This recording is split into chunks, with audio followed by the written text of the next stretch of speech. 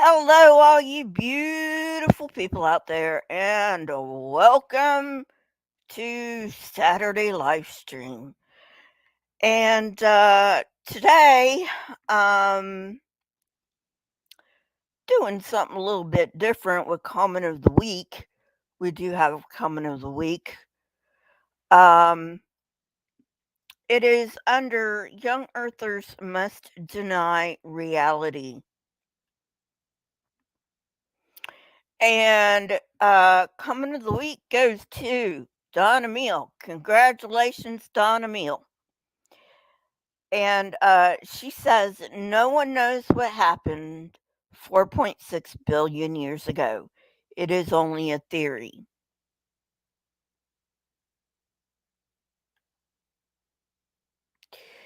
Okay, so this is what I'm going to be doing differently. I actually know what a scientific theory is, okay?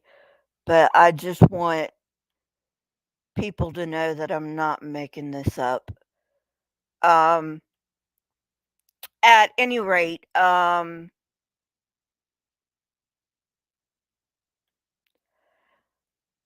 many people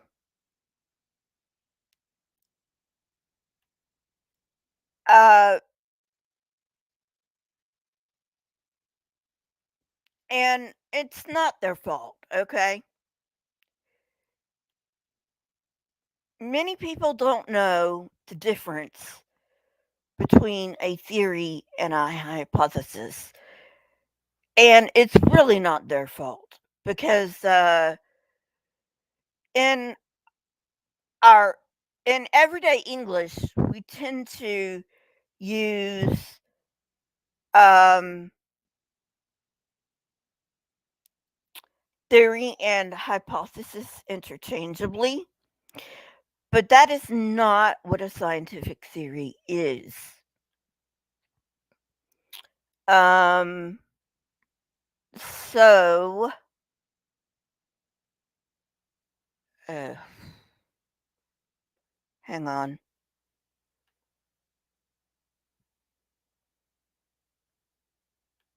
So let me read right off of lifescience.com what a scientific theory is, so you guys know I'm not making this up.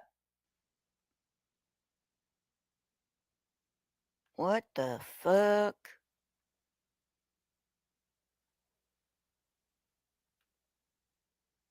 Okay.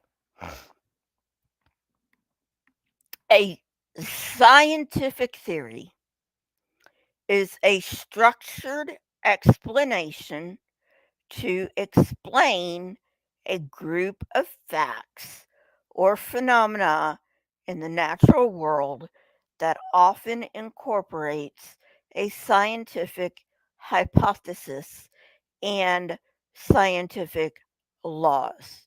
The scientific definition of a theory contrasts with the definition most people use in casual language.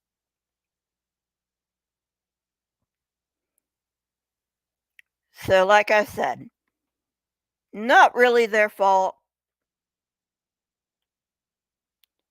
Hey, Big Zebra. Hey, Tarum. Not their fault. They just get confused. And it's okay to get confused on things, you know?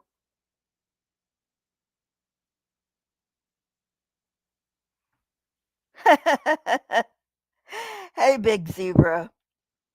That's funny. So anyway, um, so like I said, you really can't blame them. Um, so basically, a scientific theory is like the highest you can get in science. Okay, so you start off with a hypothesis. Okay, and then you have to test that hypothesis, and then um, sometimes it'll lead to laws like, the law of gravity. Um, and then, um, so we've got hypothesis at the bottom of the scientific ladder. And I'm simplifying this, okay? So we have hypothesis at the bottom of the scientific ladder. Hey, Selena. Um, Laws are on top of hypotheses, so they're in the middle. Okay. Um, hey, Marianne. And on top of that are the theories. So theories usually explain how laws go together. Um, and they usually incorporate some kind of hypothesis. Um, so anyway, so that's the difference between a scientific theory and the way most people use theory in everyday language. And like I said, it's not their fault, okay? It's just something that happens. Don't get annoyed when this happens, okay?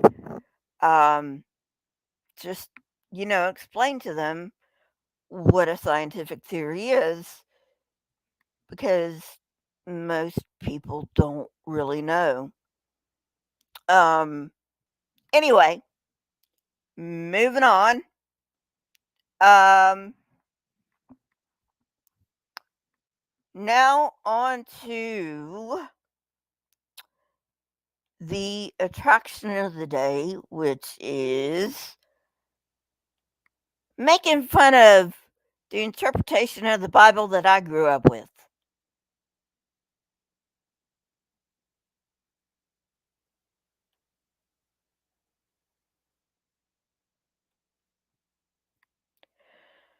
Okay. See if you can see that. Yep, you can see that.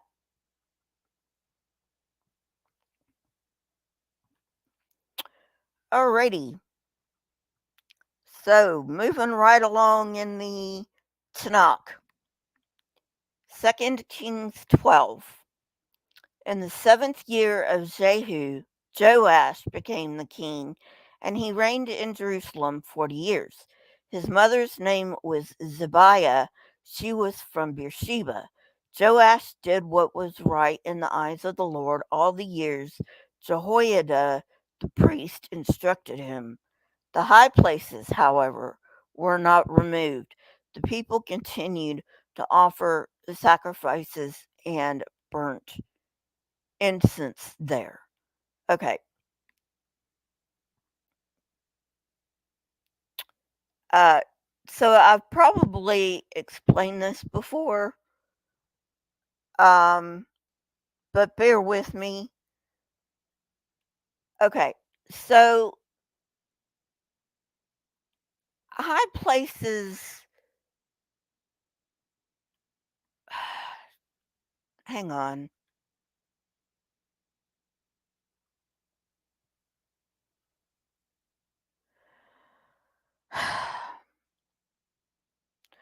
Okay. So high places weren't exactly. What the fuck is wrong with this? Hang on.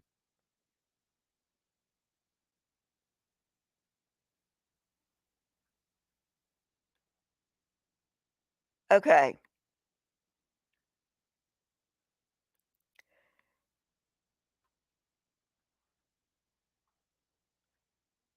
So, the high places. technically, they were outside the walls of the city. Okay, and there would be different high places for different gods. Okay, so basically, the high places were, you have a particular god and you want to thank them for letting you get somewhere without being mugged or killed, right? Um, and you want to thank your particular god for doing that. And so the high places were outside the city walls. They were not inside the city walls.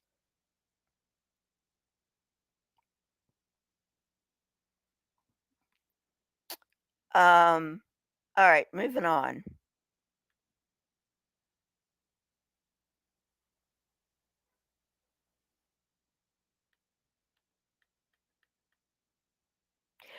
Joash, verse 4. Joash said to the priests, collect all the money that is brought as sacred offerings to the temple of the Lord, the money collected in the census, the money received from personal vows, and the money brought voluntarily to the temple. Let every priest receive the money from one of the treasurers, then use it to repair whatever damage is found in the temple. But by the 23rd year of King Joash, the priests still had not repaired the temple. Therefore, King Joash summoned Jehoiada the priest and the other priests and asked them, why aren't you repairing the damage done to the temple? Take no more money from your treasurers, but hand it over for repairing the temple. The priests agreed that they would not collect any more money from the people and that they would not repair the temple themselves. Jehoiada the priest took a chest and bored a hole in its lid. He placed it beside the altar on the right side as one enters the temple of the Lord. The priests who guarded the entrance put into the chest all the money that was brought to the temple of the Lord. Whenever they saw that there was a large amount of money in the chest, the royal secretary and high priest came, counted the money that had been brought into the temple of the Lord, and put it into bags. When the amount had been determined, they gave the money to the men appointed to supervise the work on the temple. With it, they paid those who worked on the temple of the Lord, the carpenters and builders, masons and stone cutters. They purchased timber and blocks of dressed stone for the repair of the temple of the Lord and met all the other expenses of restoring the temple.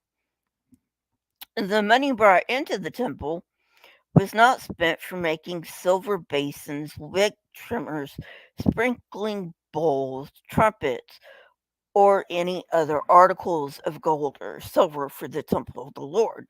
It was paid to the workers who used it to repair the temple. They did not require an accounting from those to whom they gave the money to pay the workers because they acted with complete honesty. Not sure how you came up with that idea because humans are not honest, okay? Come on. You just That's just plain silly. Verse 16. The money from the guilt offerings and sin offerings was not brought into the temple of the Lord. It belonged to the priests. About this time, Hazael, king of Aram, went up and attacked Gath and captured it. Then he turned to attack Jerusalem. But Joash, king of Judah, took all the sacred objects dedicated by his predecessors, Jehoshaphat, Jehoram, and Ahaziah, the kings of Judah, and the gifts he himself had dedicated, and all the gold found in the treasuries of the temple of the Lord and of the royal palace, and he sent them to Hazael, king of Aram, who then withdrew from Jerusalem. As for the other events of the reigns of Joash and all he did, are they not written in the annals of the kings of Judah? His officials conspired against him and assassinated him at Beth Milo on the road down to Silla. Okay, uh, excuse me for one moment.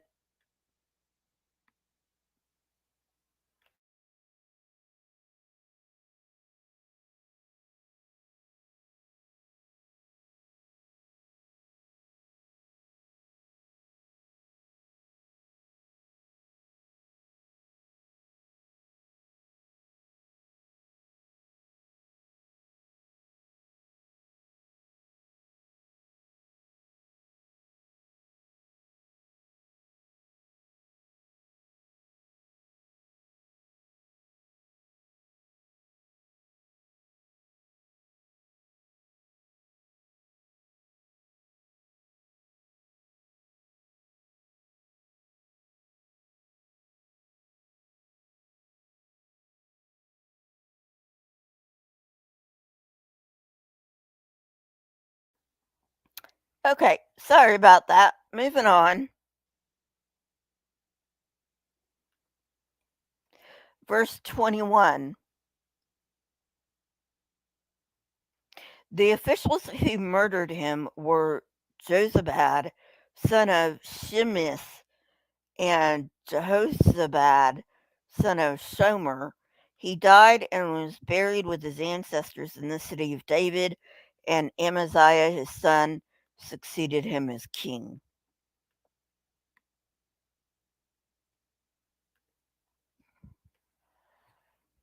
Okay.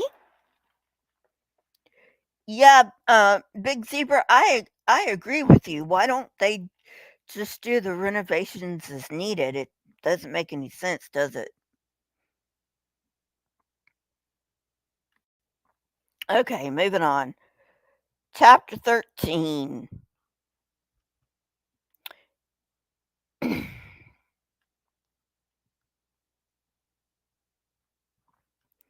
In the 23rd year of Joash, son of Ahaziah, king of Judah, Jehoahaz, son of Jehu, became king of Israel and Samaria, and he reigned 17 years. He did evil in the eyes of the Lord by following the sins of Jeroboam, son of Nebat, which he had caused Israel to commit, and he did not turn away from them. So the Lord's anger burned against Israel, and for a long time he kept them under the power of Hazael, king of Aram, and Ben-Hadad his son.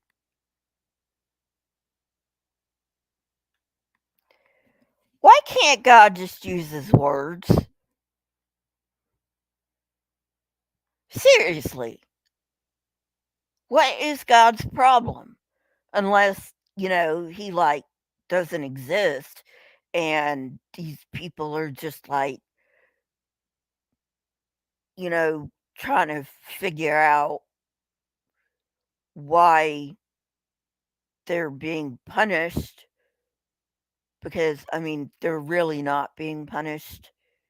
It's just one king has a bigger army than the other king or a better army than the other king.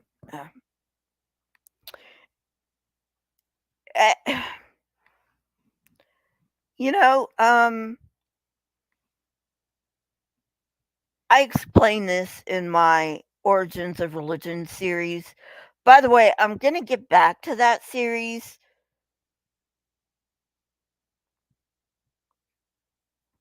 I'm just waiting for new research to come out. Um, these are very niche, and there aren't a lot of researchers in these areas. All right, moving on.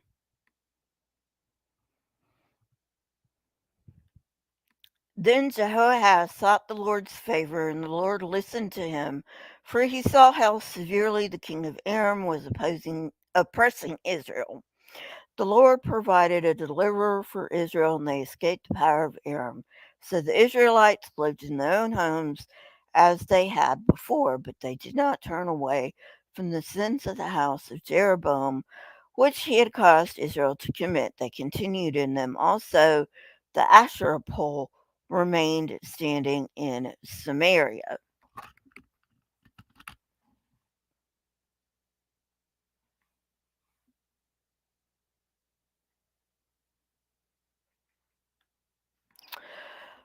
Okay, well, why wouldn't the Asherah pole remain standing in Samaria? Asherah is El's wife. She's a goddess. She, according to these people, she deserved just as much attention as El. Um, you know, who kind of sort of merged with Yahweh.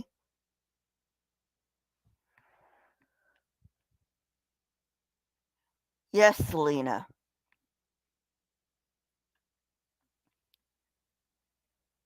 But she was El's wife first, and then somehow El and Yahweh got merged for whatever reason.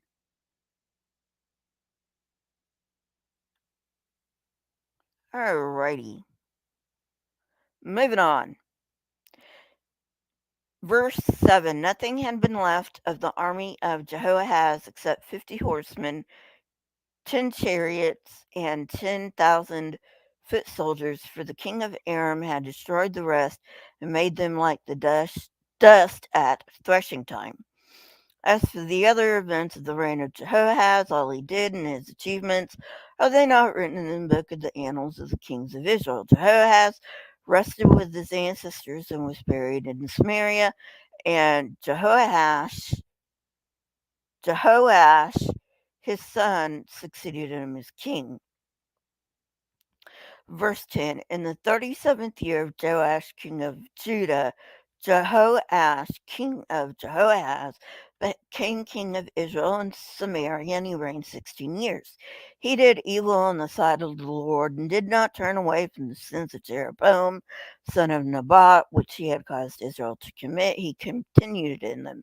As for the other events of the reign of Jehoash, all he did and his achievements, including his war against Amaziah, king of Judah, are they not written in the books of the annals of the kings of Israel? Jehoash rested with his ancestors, and Jeroboam succeeded him on the throne. Jehoash was buried in Samaria with the kings of Israel.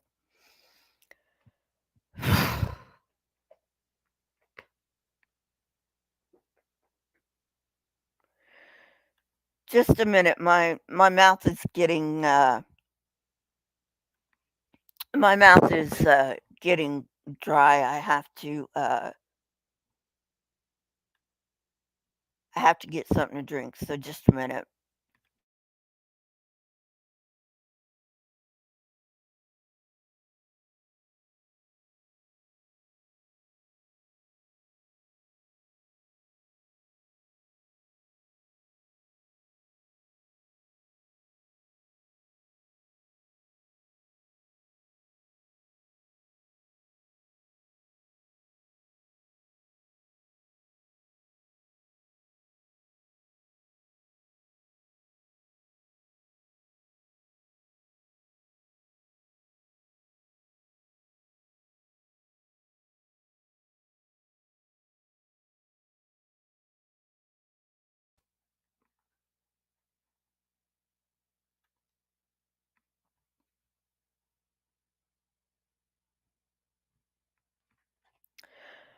Verse 14. Now Elisha had been suffering from the illness from which he died.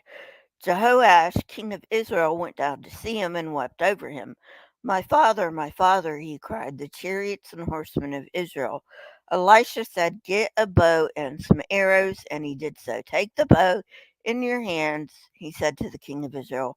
When he had taken it, Elisha put his hands on the king's hands. Open the east window, he said, and he opened it. Shoot, Elisha said, and he shot. The Lord's arrow of victory, the arrow of victory over Aram, Elisha declared. You will completely destroy the Arameans at Aphek. And then he said, take the arrows and the king took them. Elisha told him, strike the ground. He struck it 3 times and stopped. The man of God was angry with him and said, you should have struck the ground 4 or 5 times. Then you would have defeated Aram and completely destroyed it. But now you will defeat it only 3 times. Elisha died and was buried. Am I missing something? I mean, he didn't say strike it 5 or 6 times. He just said strike the floor. Like, am I missing something? Or is the translation missing something?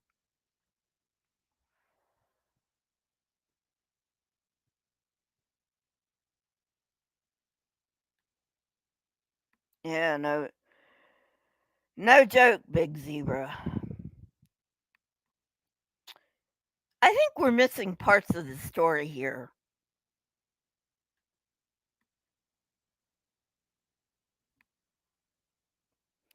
Now, Moabite raiders used to enter the country every spring. Once, while some Israelites were burying a man, suddenly they saw a band of raiders, so they threw the man's body into Elisha's tomb. When the body touched Elisha's bones, the man came to life and stood up on his feet. Oh, great, another zombie story. Verse 22. Hazael, king of Aram, oppressed Israel throughout the reign of Jehoahaz, but the Lord was gracious to them and had compassion and showed concern for them because of his covenant with Abraham, Isaac, and Jacob. To this day, he has been unwilling to destroy them or banish them from his presence. Oh yeah, I'm sure they feel the love of the Lord being oppressed by the Arameans. This is not love, people. This is not love.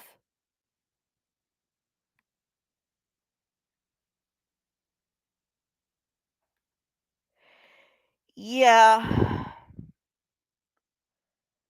yeah, you're right about that, Selena. But you would think that, you know, something as obvious as that would just be inserted in there, you know?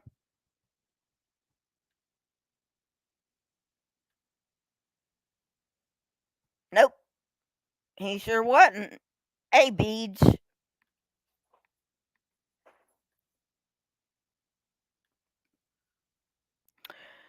Alrighty.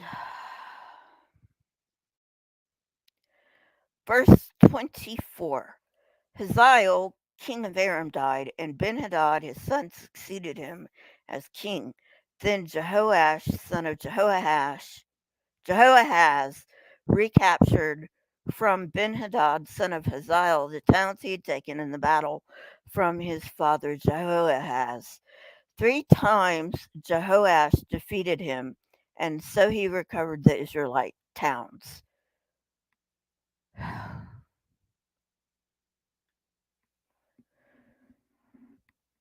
I'm really getting tired, people. But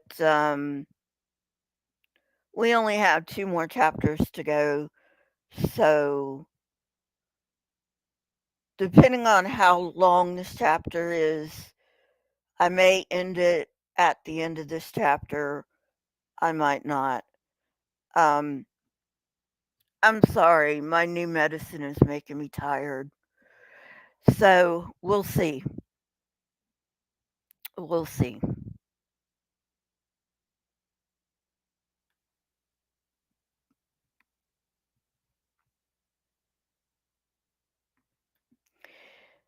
Chapter 14. In the 2nd year of Jehoash, son of Jehoahaz, king of Israel, Amaziah, son of Joash, king of Judah, began to reign. He was 25 years old when he became king, and he reigned in Jerusalem 29 years. His mother's name was Jehoadan. She was from Jerusalem. He did what was right in the sight of the Lord, but not as his father David had done. In everything, he followed the example of his father Joash. The high places, however, were not removed. The people continued to offer sacrifices and burn incense there. After the kingdom was firmly in his grasp, he executed the officials who had murdered his father, the king. Yet he did not put the children of the assassins to death in accordance with what is written in the book of the law of Moses, where the Lord commanded, parents are not to be put to death for their children, nor children to death for their parents. Each will die for their own sin. Okay, I got two things to say about this. One of them, that wipes Jesus off the map completely because I don't believe this, okay? But let's pretend I do. The law of Moses says everyone's going to die for his own sin.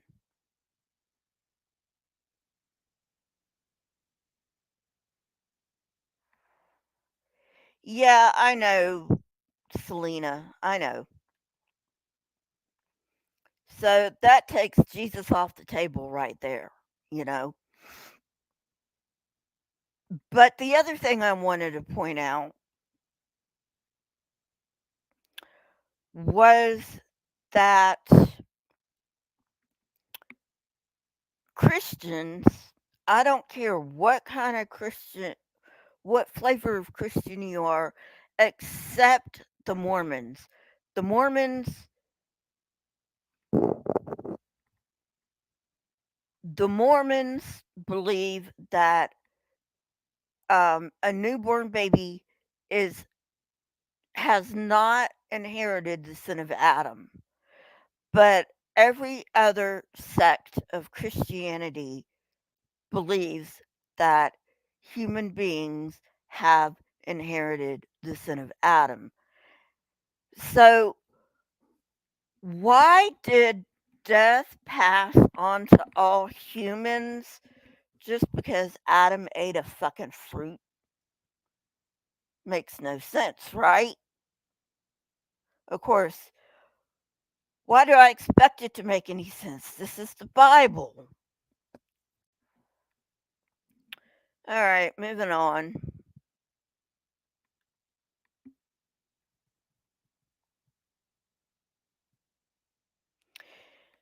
Verse 7, he was the one who defeated 10,000 Edomites in the valley of Salt, captured Selah in battle, calling it Tuckfield, the name it has to this day.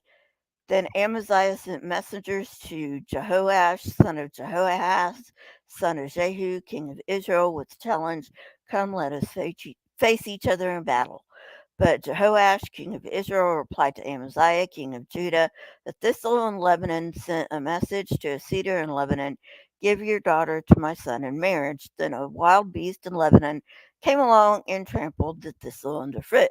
You have indeed defeated Edom, and now you are arrogant. Glory in your victory, but stay at home. Why ask for trouble and cause your own downfall, and that of Judah also? Amaziah, however, would not listen, so Jehoash, king of Israel, attacked. He and Amaziah, king of Judah, faced each other at Beth Shemesh in Judah. Judah was routed by Israel, and every man fled to his house. Jehoash, king of Israel, captured Amaziah, king of Judah, the son of Joash, the son of Ahaziah at Beth Shemesh. Then Jehoash went to Jerusalem and broke down the wall of Jerusalem from the Ephraim gate to the corner gate, a section of about 400 cubits long. He took all the gold and silver and all the articles found in the temple of the Lord and the treasuries of the royal palace. He also took hostages and returned to Samaria. As for the other events of the reign of Jehoash, what he did and his achievements, including his war against Amaziah, king of Judah, are they not written in the book of the annals of the kings of Israel? Jehoash rested with his ancestors and was buried in Samaria with the kings of Israel, and Jeroboam his son succeeded him as king. Okay, just a minute, guys. I gotta get a drink.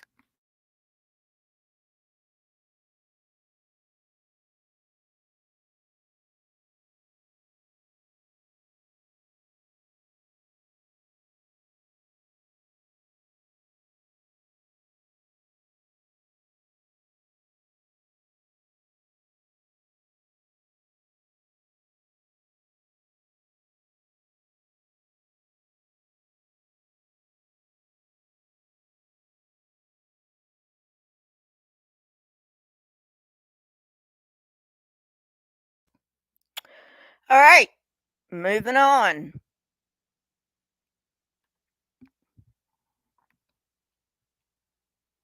Verse 17. Amaziah, son of Joash, king of Judah, lived for 15 years after the death of Joash, son of Jehoahaz, king of Israel. As for the other events of Amaziah's reign, are they not written in the book of the annals of the kings of Judah? They conspired against him in Jerusalem, and he fled to Lachish, but they sent men after him to Lachish and killed him there. He was brought back by horse and was buried in Jerusalem with his ancestors in the city of David. Then all the people of Judah took Azariah, who was 16 years old, and made him king in the place of his father Amaziah. He was the one who rebuilt Elath and restored it to Judah after Amaziah rested with his ancestors. In the 15th year of Amaziah, son of Joash, king of Judah, Jeroboam, son of Jehoash, king of Israel, became king in Samaria. And he reigned 41 years. He did evil in the eyes of the Lord and did not turn away from any of the sins of Jeroboam, son of Nebat, which he had caused Israel to commit. He was the one who restored the boundaries of Israel from Lebo Hamath to the Dead Sea in accordance with the word of the Lord, the God of Israel, spoken through his servant Jonah of Amittai, the prophet from Gath Hepher. The Lord had seen how bitterly everyone in Israel, whether slave or free, was suffering. There was no one to help them. And since the Lord had not said he would plot, blot out the name of Israel from under heaven, he saved them by the hand of Jeroboam, son of Joash. As for the other events of Jeroboam's reign, all he did in his military achievements, including how he recovered Israel from Damascus and Hamath, which had belonged to Judah, are they not written in the annals of the kings of Israel? Jeroboam rested with his ancestors and the kings of Israel, and Zechariah, his son, succeeded him as king. Okay, yeah, I think I can make it. One more chapter. Chapter 15. In the 27th year of Jeroboam, king of Israel, Azariah, son of Amaziah, king of Judah, began to reign. He was 16 years old when he became king, and he reigned in Jerusalem 52 years. Sorry. His mother's name was Jecoliah. She was from Jerusalem. He did what was right in the eyes of the Lord, just as his father Amaziah had done. The high places, however, were not removed. The people continued to sacrifice and burn incense there. The Lord afflicted the king with leprosy until the day he died, and he lived in a separate house. Jotham, the king's son, had charge of the palace and governed the people of the land. Okay. Just as an aside, people, I think um, today there is a cure for leprosy. It's not like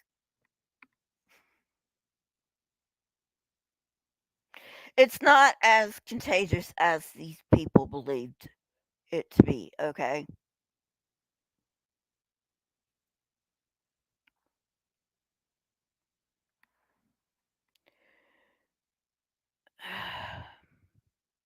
All right, moving on.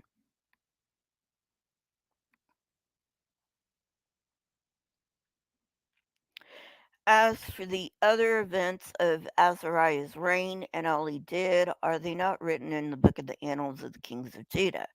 Azariah rested with his ancestors and was buried near them in the city of David, and Jotham his son succeeded him as king. In the 38th year of Azariah, king of Judah, Zechariah, son of Jeroboam, became king of Israel and Samaria, and he reigned 6 months. Okay, so just to let you know, this Zechariah is not the prophet Zechariah. Okay, so keep that straight. Um, I think I remember Rabbi Tobias Singer saying there were 5 Zechariahs in Tanakh. Um, not too sure on that. Um, but anyway,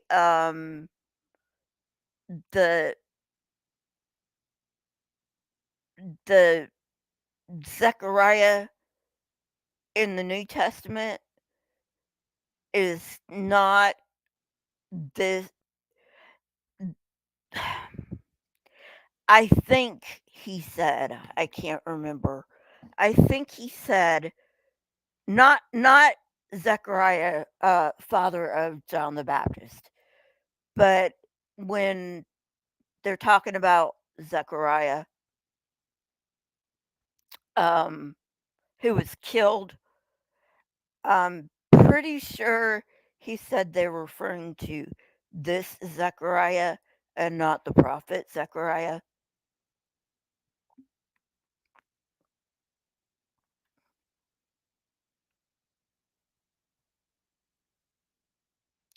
Verse 9, he did evil in the eyes of the Lord as his predecessors had done.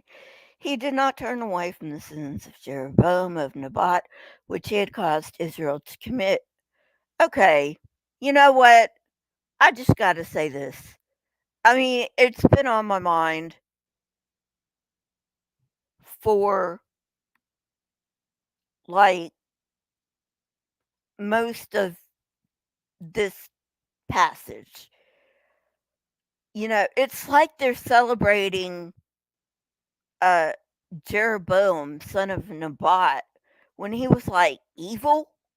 Like, what sense does that make? Seriously.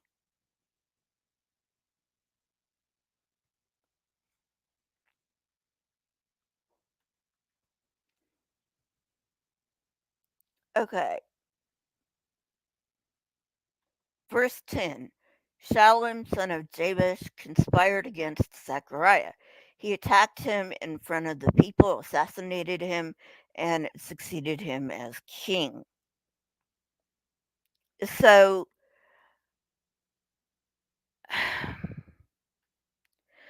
I'm not sure where this is in the New Testament,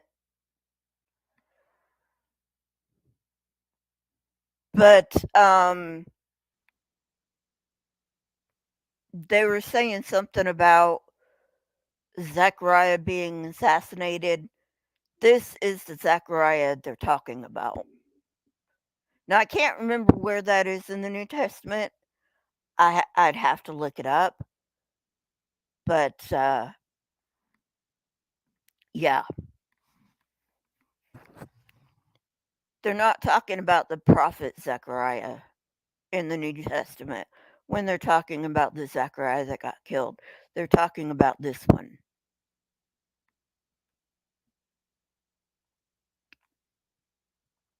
Okay. Verse 11, the other events of Zechariah's reign are written in the books of the annals of the kings of Israel. So the word of the Lord spoken to Jehu was fulfilled. Your descendants will sit on the throne of Israel to the 4th generation. Shalom, son of Jabesh, became king in the 39th year of Uzziah, king of Judah, and he reigned in Samaria 1 month. Then Menahem, son of Gadai, went from Tirzah up to Samaria. He attacked Shalom, son of Jabesh, in Samaria, assassinated him, and succeeded him as king.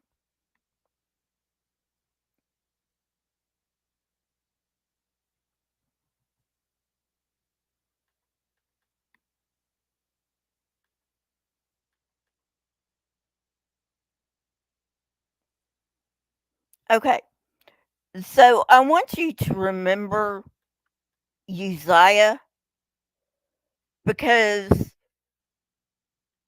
that's basically the time when Isaiah comes.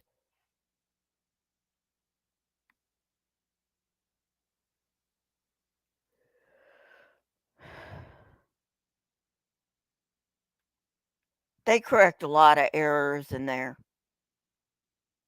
I mean, it's there's so many corrections it's not even funny.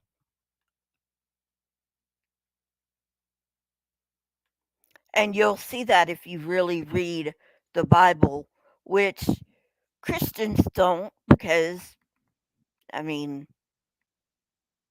I don't know whether it's because they want to be blinded, or because, faith is better than seeing or whatever. Uh, it's just dumb.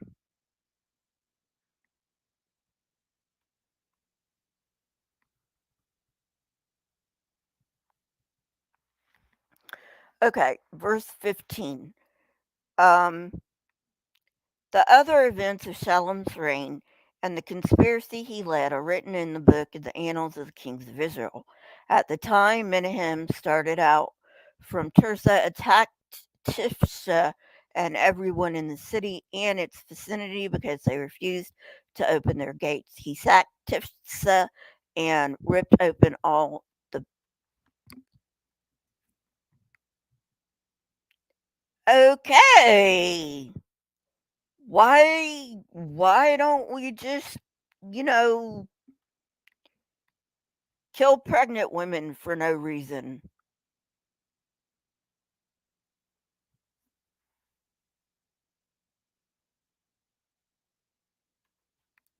Beach, there are a lot of books that have been lost to time, you know, um, because they were on parchment, and parchment deteriorates.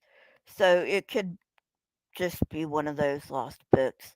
I asked the same question and Selena kindly reminded me of it.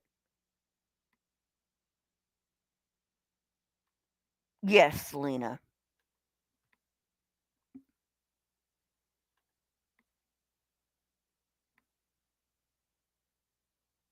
Okay. Verse 17. In the 39th year of Azariah, king of Judah, Menahem, son of Gadai, became king of Israel, and he reigned in Samaria 10 years. He did evil in the sight of the Lord. During the entire reign, he did not turn away from the sins of Jeroboam, son of Nebat. There he is again! You're what is it with these people? It's like they're glorifying Jeroboam, son of Nebat, when they're like he sinned against God, and I'm like, what the fuck are you doing?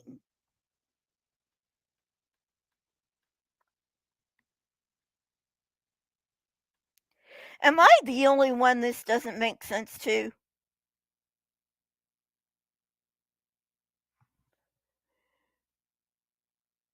This is true, Selena. This is true.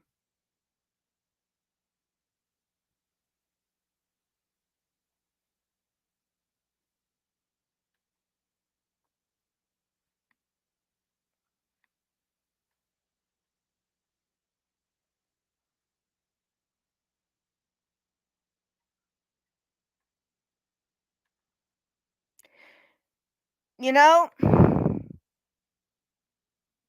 there's no way to tell, Taram, honestly.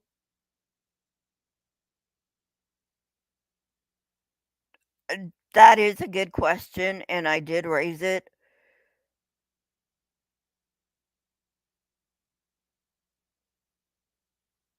Um, you know,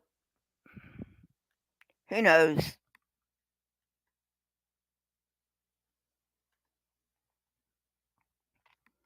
Okay, verse 19. Then Apul, king of Assyria, invaded the land, and Menahem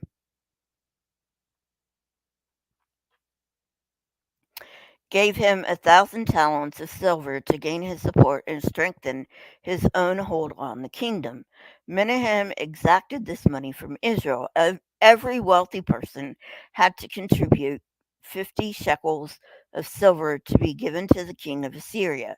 So the king of Assyria withdrew and stayed in the land no longer. As for the other events of Menahem's reign and all he did, are they not written in the book of the annals of the kings of Israel? Menahem rested with his ancestors, and Pekahiah his son succeeded him as king.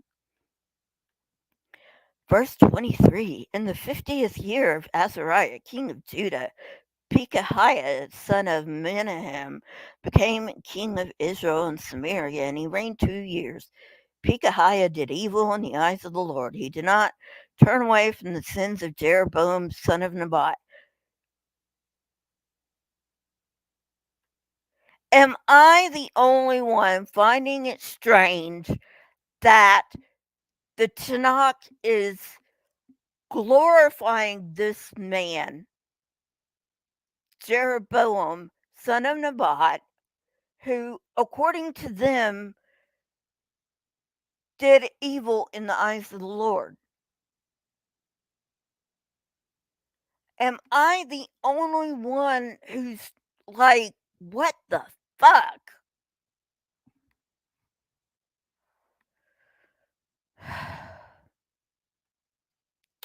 Moving on.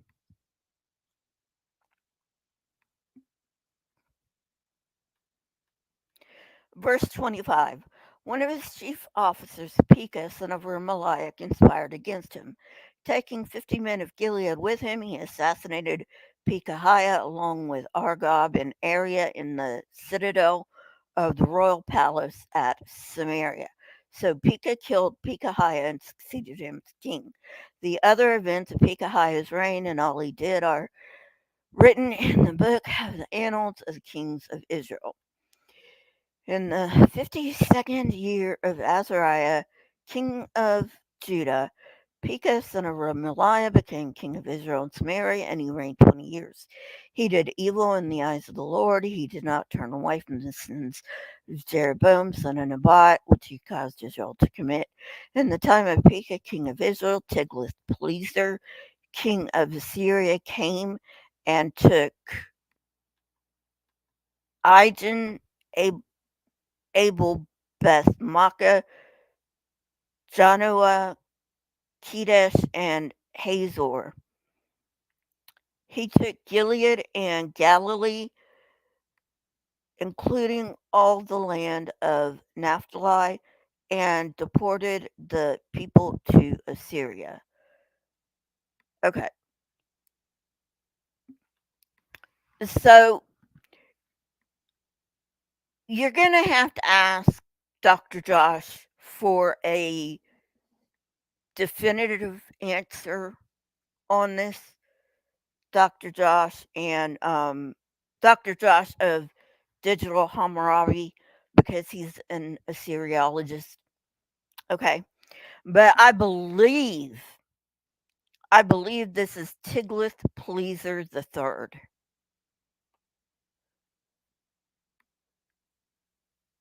And he gets a lot of attention in the annals of Assyria.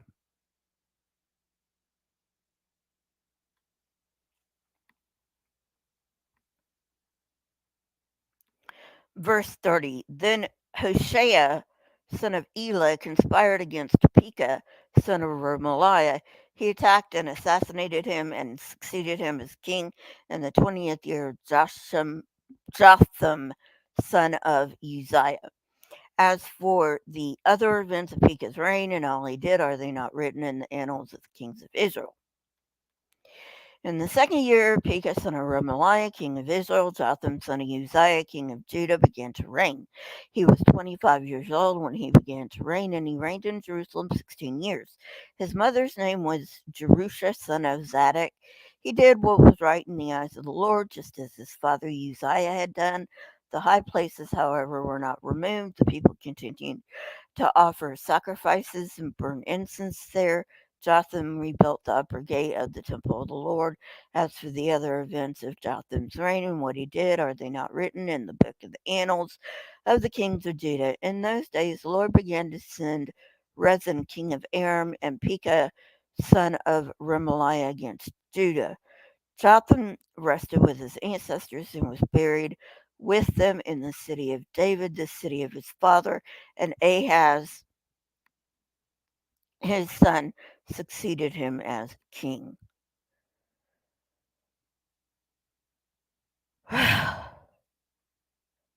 Okay.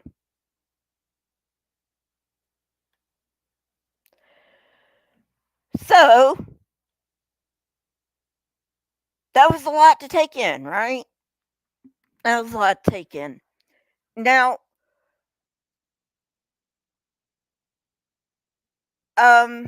we I can't remember whether or not we get more details on Uzziah's reign in Chronicles,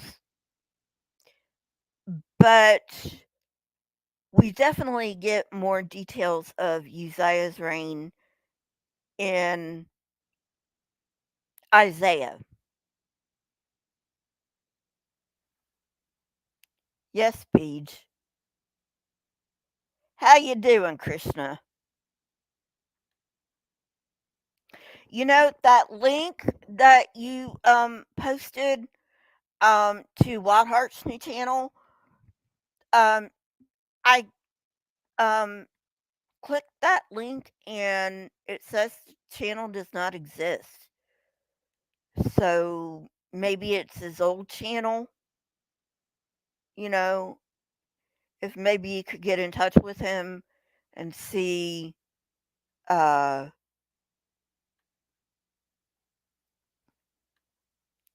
see about that, you know.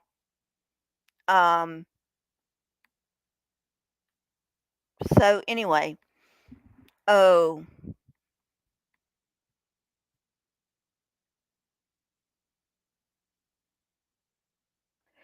yeah, so at any rate,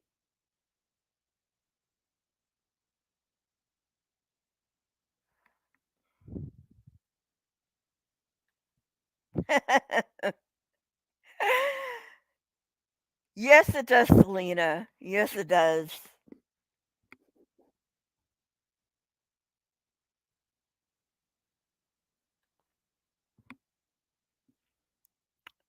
Okay, okay, thank you, Krishna.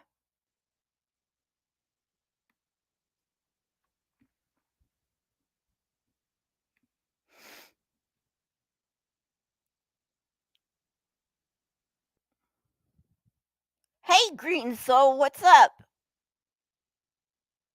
Haven't seen you here. Thanks for stopping by.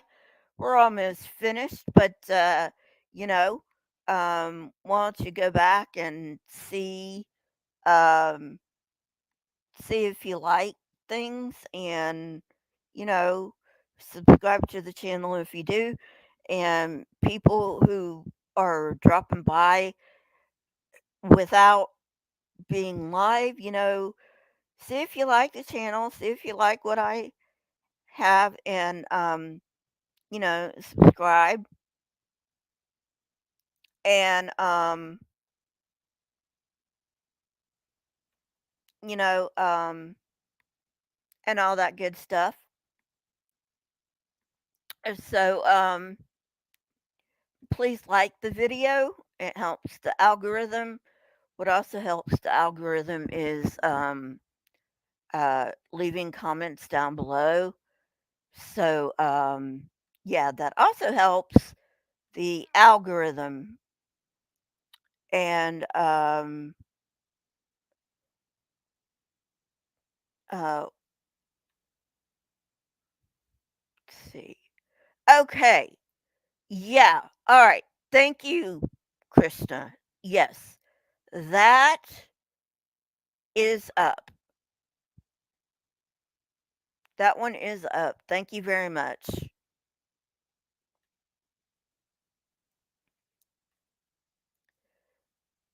So the link that if you subscribe to Wildheart, the link, yes, he does. The link goes to his new channel, and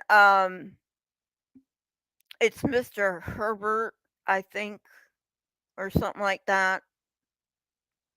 Not quite sure. Anyway, yeah,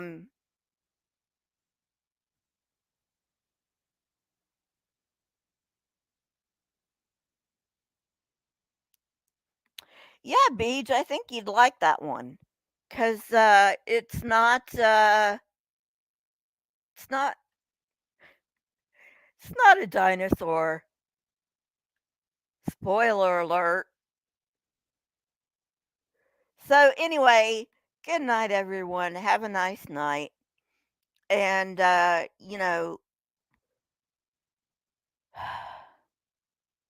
Beach, I have no idea. The last time he got his channel banned for something somebody else said.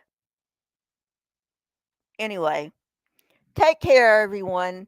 Have a nice night. Bye.